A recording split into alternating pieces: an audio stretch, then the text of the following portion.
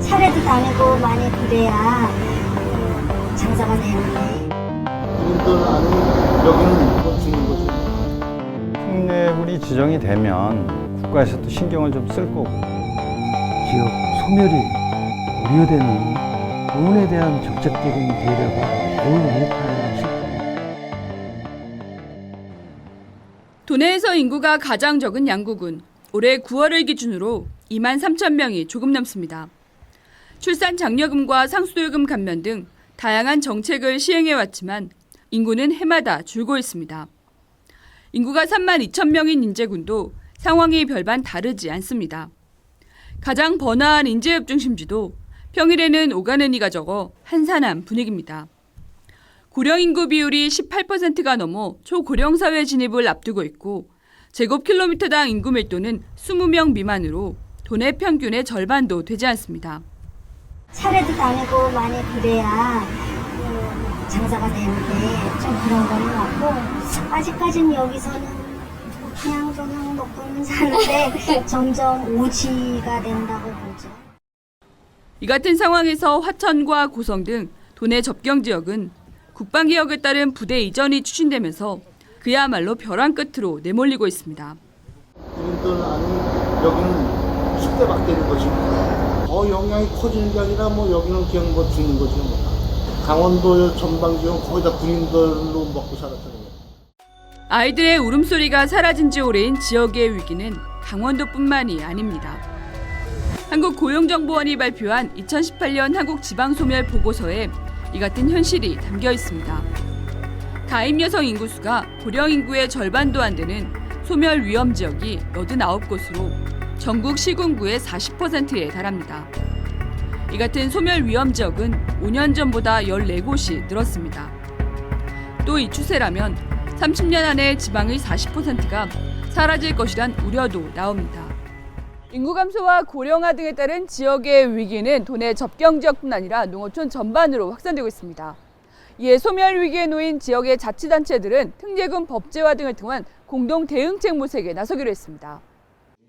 최근 충북 단양에서 창립 총회를 하고 시작된 특례금 법제화 추진 협의회. 인구가 3만 명 미만이거나 인구 밀도가 제곱킬로미터당 40명 미만인 지자체를 대상으로 전국에서 24개 군지역이 참여했습니다. 특히 도내에서는 양구와 인제, 평창, 정선, 고성 등 9곳이 참여해 가장 많습니다. 분립의 문제가 있습니다.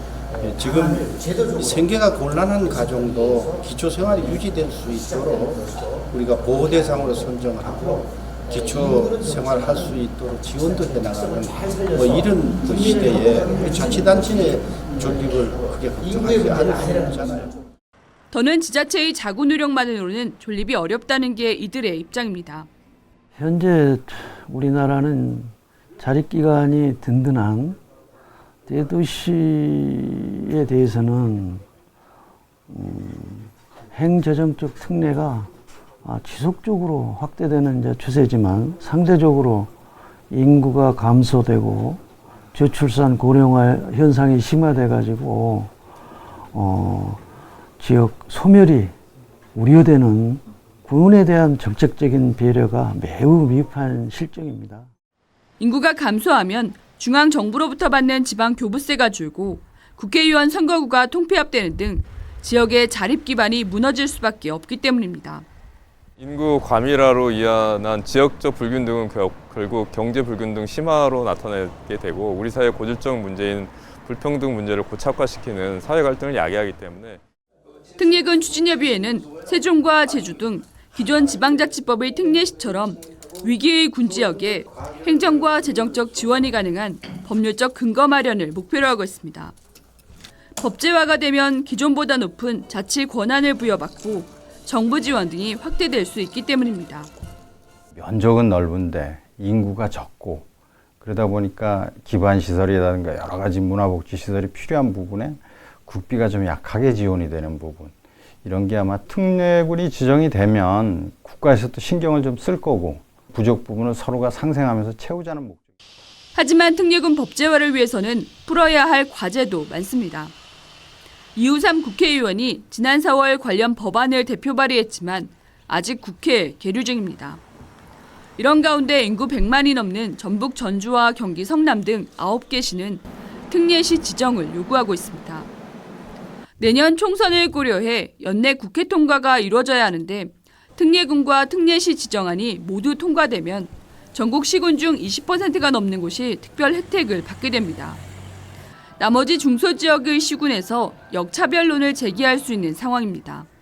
가장 중요한 것은 입법 노력과 동시에 지역의 경쟁력을 가질 수 있는 산업을 육성하는 게 가장 필요할 것 같습니다. 미래 산업의 첨단 일자리와 경쟁력을 가지고 있는 산업들을 전략적으로 집중하는 부분들에 있어서도 정부의 배려와 함께 낙후된 지역의 자구 노력도 계속돼야 합니다.